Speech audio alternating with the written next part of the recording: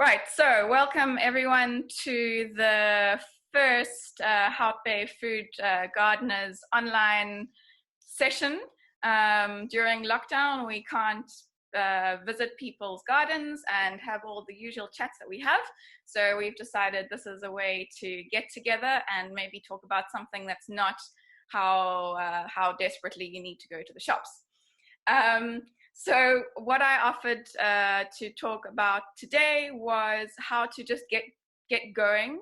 If you're like me and you didn't go to the nursery before lockdown and you don't have a stockpile of compost, but you really want to get growing with your winter crops, and you're struggling with poor or sandy soil, I thought I would go through a few things that we can, some plans that you can make to get your soil a little bit better. So maybe I should introduce myself and the reason why I am here answering questions. So my name is Michelle. I live in Hout Bay. I am a botanist by training, so I specialize in ecology and pollination biology, but I've also, for the last couple of years, I've been working with setting up and maintaining urban gardens. I give workshops on urban gardening and specifically organic food gardening. And what I like to concentrate on is making sure that people understand the principles behind why we do the things we do to make our gardens successful. So I think a lot of people are nervous about trying to garden because they don't understand why they need to be doing things. So what I'm going to go through is a little bit of how to understand what you're doing so that you can make decisions based on fact rather than someone told you to do this, so you're just going to do it. What I am going to talk about today is looking at sandy and poor soil. So the garden I'm working on at the moment, I've been seriously food gardening here for almost exactly a year, and I'm down in Beach Estate, down by Spa, so I'm basically on a sand dune. So that's the soil I'm working with at the moment, and I've had a year to add manure and compost, but the issue with sandy soil, which I'm sure a lot of you have, is that it's really well draining. So a lot of nutrients are flushed out. So even if you had a lot of compost and all sorts of organic matter added to your sandy soil in the last season, it's possibly flushed out. And now you're wanting to do your winter planting with a lot of plants like spinach and lettuces and things that thrive in our winter gardens that need high nitrogen, high nutrients, but you're stuck with sandy soil which doesn't hold it. So the advantage with sandy soil is that it is well draining. So if you are in a low-lying area and we're gonna get a lot of rain, hopefully this winter, you're hopefully not gonna be stuck with swampy soil like you might have if you've got clay soil. So what I wanted to talk about is the importance of adding organic matter to your soil, and how you can do that if you haven't got a massive stockpile of compost. One of the ways that we can retain nutrients in the soil is by adding all this organic matter. And when I talk about organic matter, I'm talking about, just think about wood chips. They act as a sponge in the soil, in your sandy soil, that holds nutrients and it also holds water. So if you just got pure sand, all of the nutrients, even if you're liquid feeding your plants, are just going to drain through. They might hold on to them for a day or two, but it's all going to drain through the next time you have rain. So you want to add organic matter in any way to hold on to nutrients, hold on to water for a little bit longer, so your plants have a chance to access that. So if you don't have compost, one of the ways you can do it, and this is what I'm doing at the moment, is as I clear a bed, my soil is a little bit tired because I've had all my summer crops in there. So I've actually just been digging. I don't have time to make proper compost, so I've actually just been digging all of my kitchen waste right into the soil. adding the soil back onto the top layer of 20 centimeters of soil back on, and planting the seedlings that I have.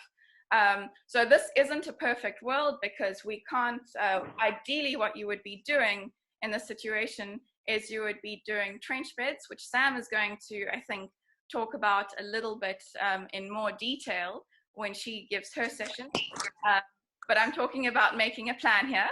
So what I've been doing is just kind of making a plan with a trench bed. So digging a hole, sticking in whatever organic matter I have, so kitchen waste, and then whatever plants I'm pulling out. So my lettuce that's been going to seed, my tomatoes that are over, any weeds that I'm finding, chopping it up finely, sticking it in the bottom of the trench, putting the soil back. And what you're doing there is you're adding organic matter to the soil, and you're giving all the organisms that live in the soil something to feed on.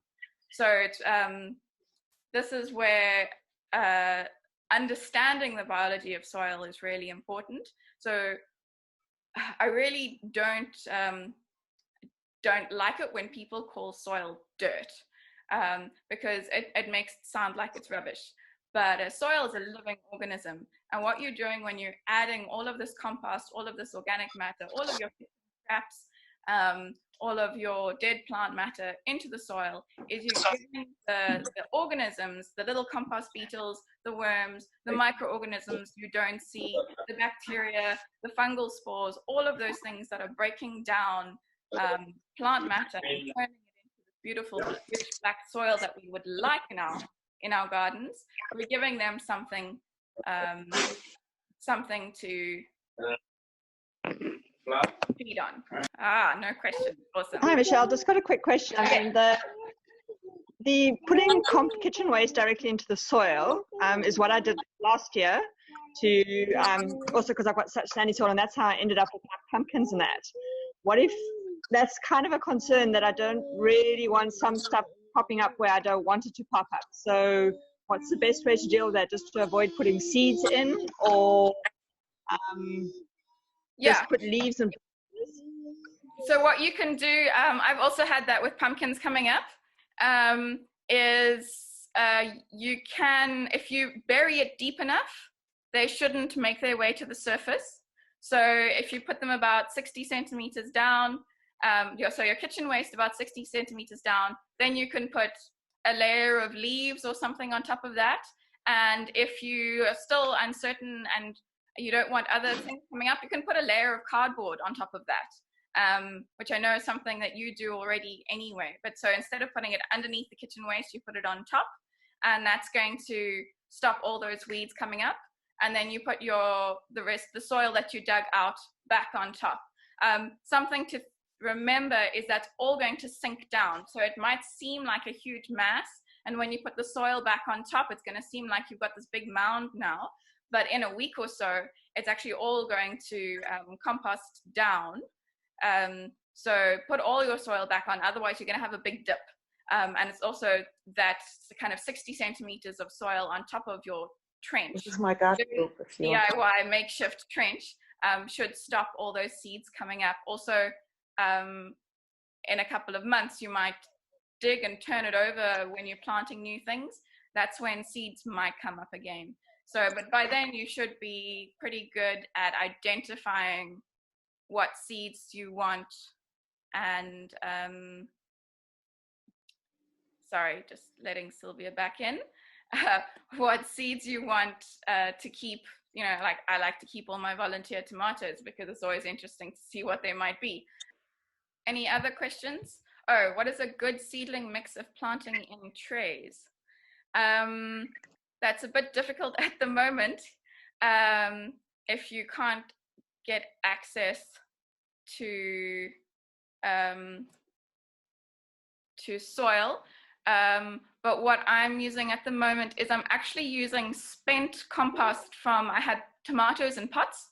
And because I know I'm not planting tomato seeds now, I'm okay with the fact that I might get some volunteer tomatoes coming up in my seedling trays. So I'm sieving, I know that the soil from the tomato pots was pretty good. So I'm sieving that so that it's a nice fine mix. I'm adding some sand from my garden to add some drainage. And also I've got a worm farm, so I've been adding some sieved worm castings.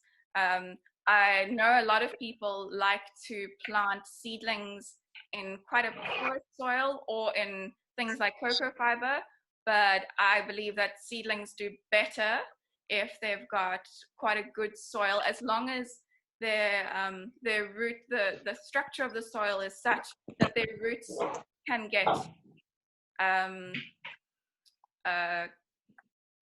that the roots are strong. So you don't want a really compact soil for your seedling mix, because then roots won't go anywhere and you'll have maybe a lovely seedling, but when you take it out the little pot, you have a really crap root, and when you can't plant it, it's not going to survive. But you also don't want too rich a mix so that it won't grow roots. Okay, so I hope, why would anyone want to plant seedlings in poor soil? Some people do it. I think a lot of, if you read about planting seedlings in poor soil or things like cocoa fiber, it's people who do a lot of liquid fertilizing of seedlings, which is, I think, far too much PT for a home grower. We have pine trees nearby and the needles end up in my garden. Your soil is probably acidic. What can you do with a heap of needles? Well, so when you can compost it down, and you could look up lots of plants like acidic soil, things like tomatoes and strawberries. So you might want to change what you're growing in your garden to take advantage of that acidic soil, as opposed to trying to combat it. And so going back to working with poor and sandy soil, a choice you can make is, at the moment, because you can't really combat that you have this poor soil, you clearly can't grow things that need lots of nutrients like your broccolis and your cauliflowers, but you can instead think about what's going to grow in poor soil. So at the moment, I'm growing things like lots of legumes. Obviously, they won't do as well in a poor soil, but they do add nitrogen to the soil. So as well as getting a bit of a crop, I'm also growing nutrients for my garden.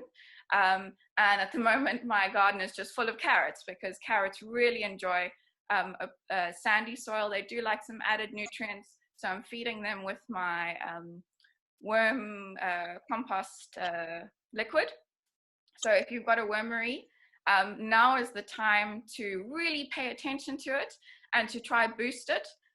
So one of the things you can do if you're doing worm composting is accelerate the growth, so you can get more nutrients out of your worm compost quicker, is to just take some time to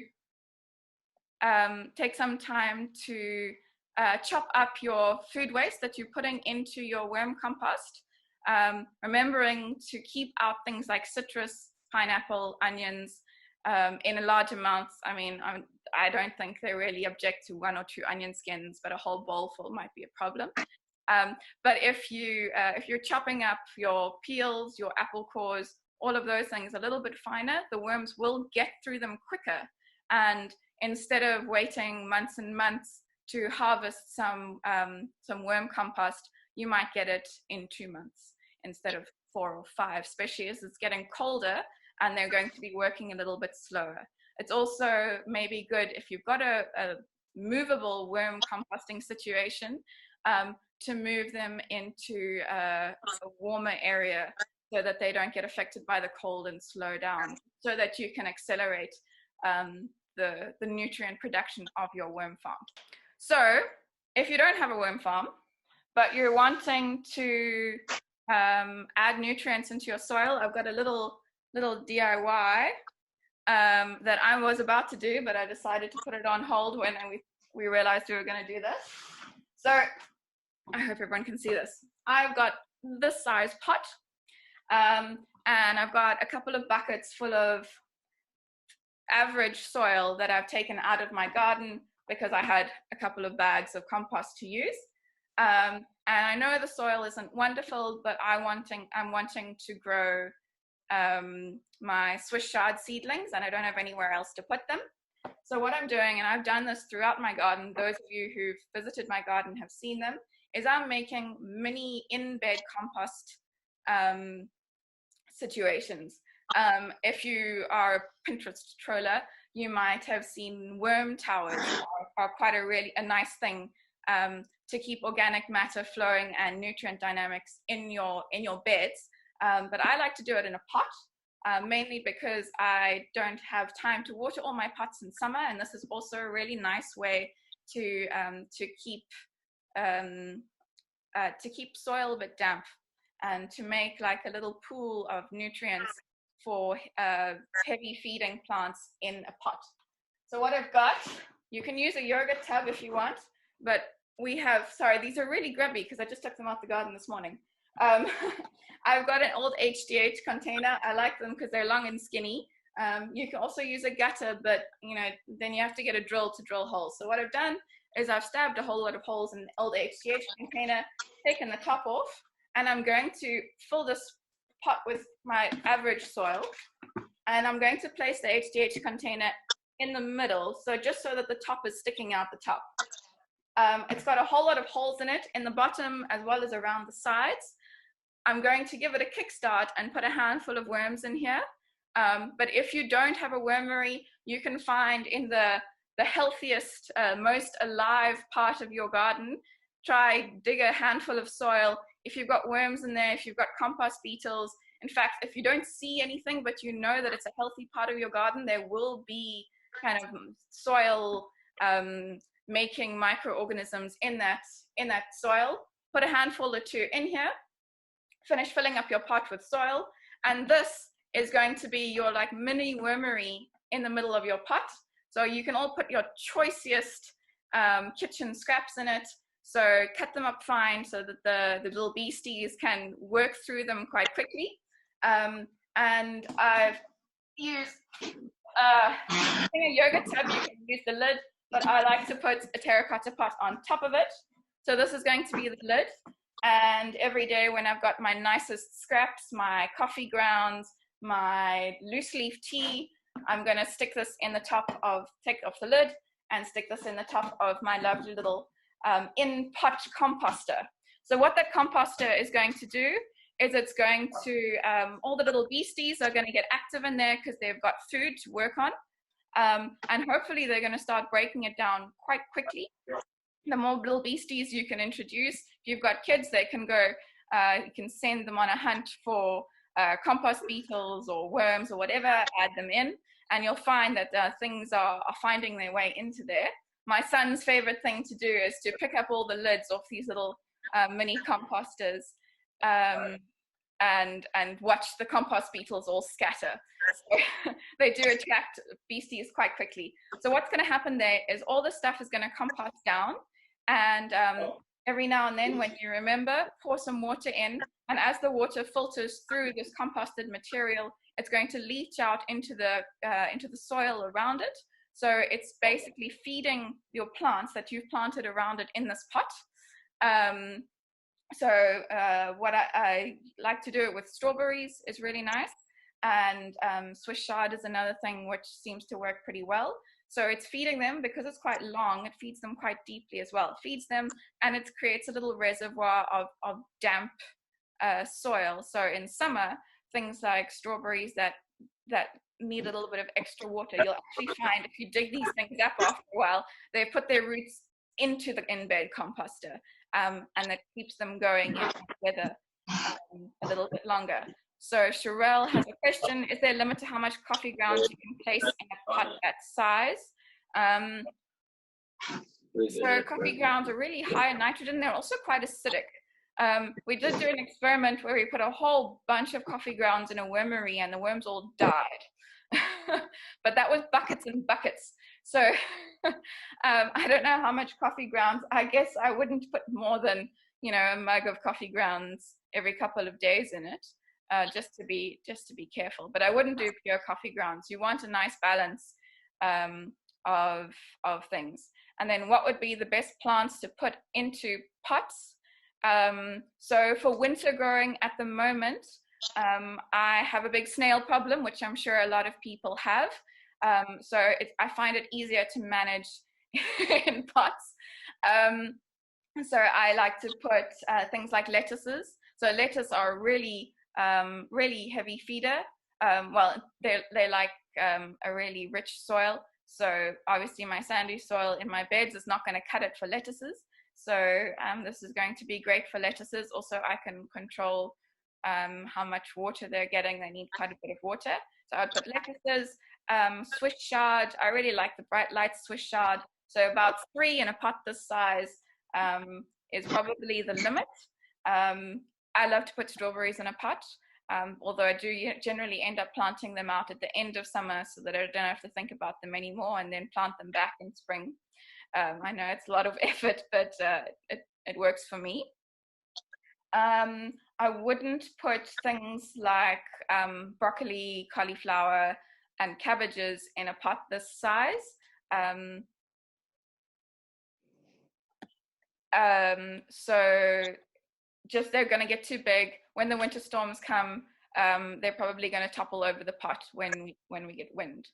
And the last thing I was going to talk about, which I've actually already covered, was choosing your plants to suit your soil instead of battling against your soil conditions. So as I said, at the moment, my kind of winter planting guild in a poor soil is my legumes, so broad beans and peas, carrots, and you can grow lettuces if you've got a nice rich patch.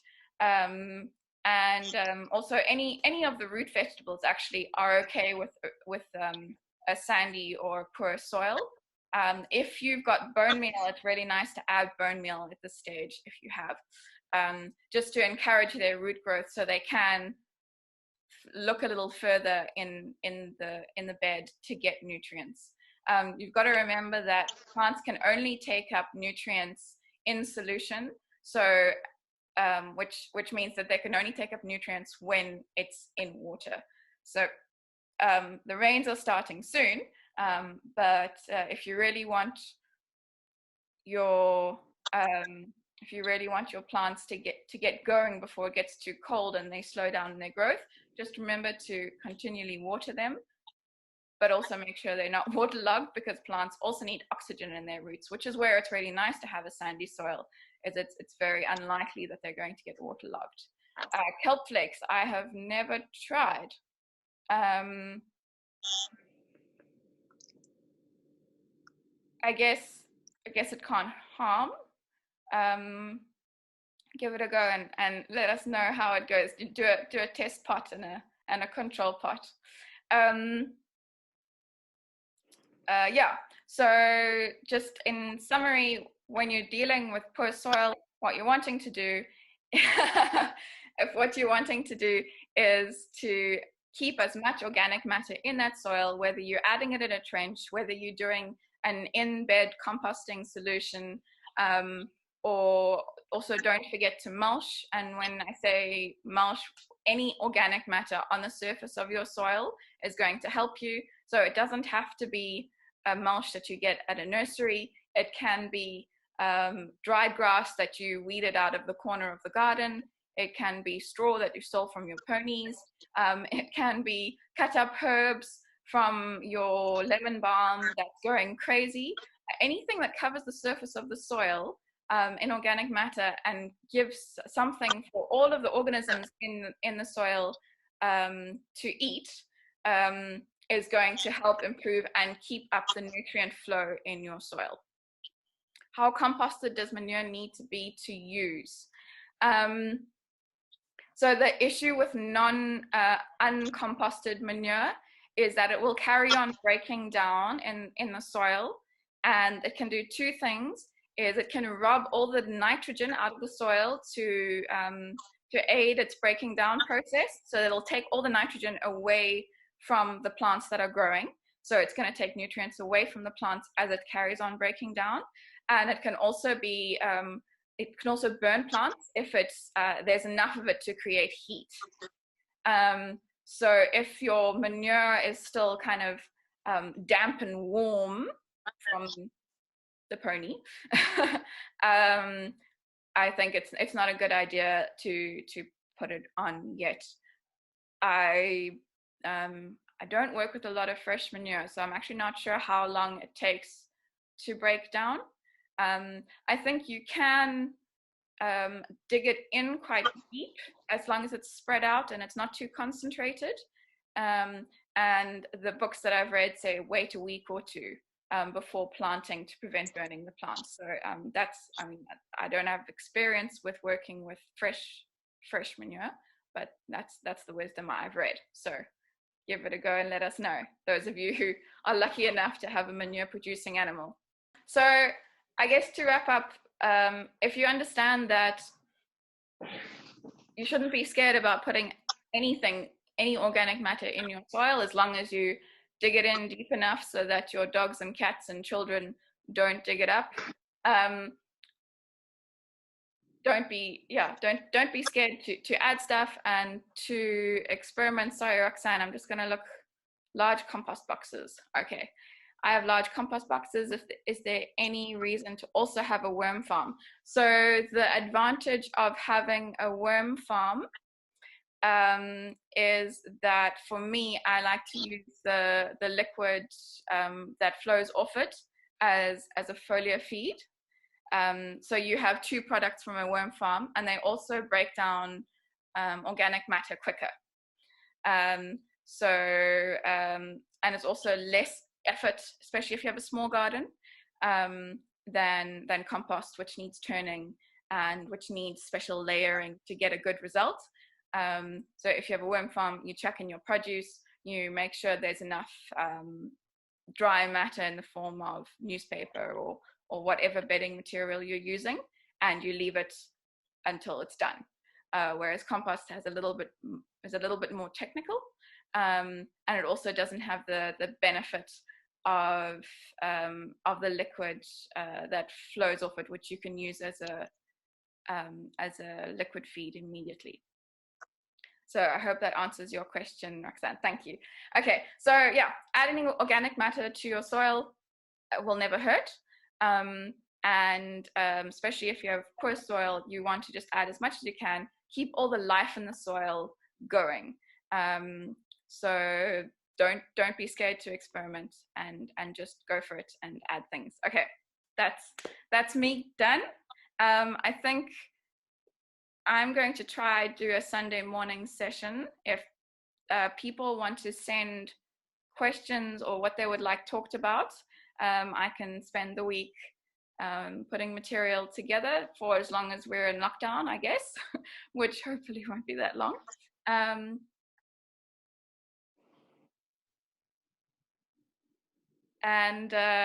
thank you very much for joining.